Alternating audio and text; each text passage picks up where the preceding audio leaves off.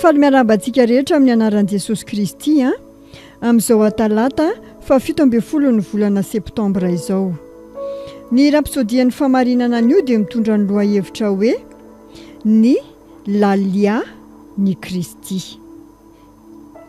Ny teny fanokafana dia nalaina tao amin'ny Jaona 9:7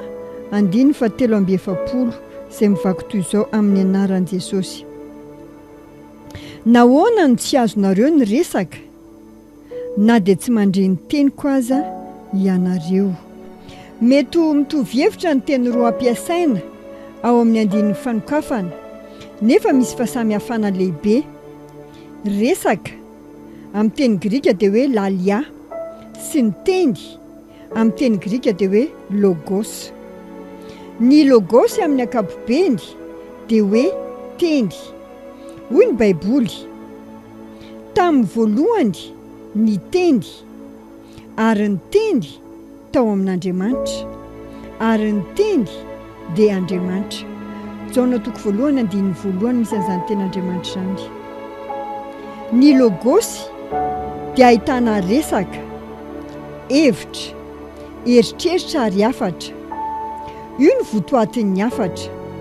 Jaona 1:4 dia milaza amintsika fa ny teny na ny logosyn'Andriamanitra dia tonga nofo, dia Jesosy Kristy izany. Ny eritreritra sy ny fomba fijery ary ny hevitr'Andriamanitra rehetra dia voarakitra ao aminy. Ny lalia kosa dia milaza fomba firesaka iray, ny fomba ilazanao izay tianao ambara, mety amin'ny fihetsika na ny hevitry ny teny, fiteny-paritra na fanonana hafa. Hoy Jesosy tamin'ny fariseo sy ny jiosy raha nametra-panontaniana ny resan'izy ireo. Nahoana ny tsy azonareo ny resako? Satria tsy mahare ny teniko ianareo. Jaona 9:7. Tsy azon'izy ireo ny resany na ny lalia satria tsy azon'izy ireo ny hafany na logos. Misy ohatra iray hita ao amin'ny Jaona 1:1-12 rehefa nilaza tamin'ny mpianana izy hoe matory Lazarosy sakaizantsika fa andeha hamoa azy aho. Dia hoy ny mpianatra, tompoko, raha matory izy dia ho tsara ihany. Nefa Jesosy nilaza ny fahafatesany fa nataon'izy ireo kosa fa fialan-tsasatra amin'ny torimaso no nolazainy. Ary tamin'izany Jesosy dia nilaza tsotra taminy hoe maty Lazarosy. Zavatra mitovy amin'izany no nitranga rehefa nakany an-tranon'ny Jairo Jesosy izay nanana zanaka vavy vao maty. Hoy ny Baiboly, ary ny olona rehetra nitomany sy nisaona azy, fa Jesosy nanao hoe aza mitomany, tsy maty izy fa matory. Dia niome azy fatratra ny olona satria fantany fa efa maty razazavavy.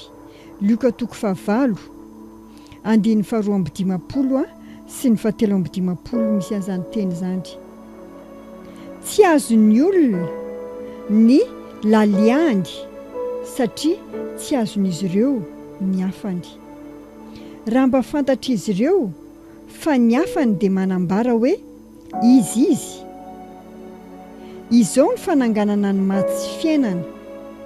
Izay mino ahy na dia maty aza dia ho velona indray. Hoy ny Jaona 1:15-20.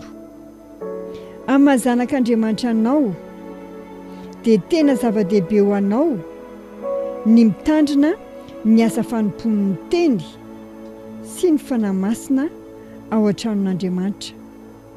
Izany ny fomba hitezana anao hanana kolotsaina sy fanazaran-tena ary fampiarana ny hafatry Kristy, fampianarana ny hafatry Kristy. Izany hafatra izany no manome anao fiteny na hoe ny lalian'i Kristy. Alleluia. Izao dia misy vavaka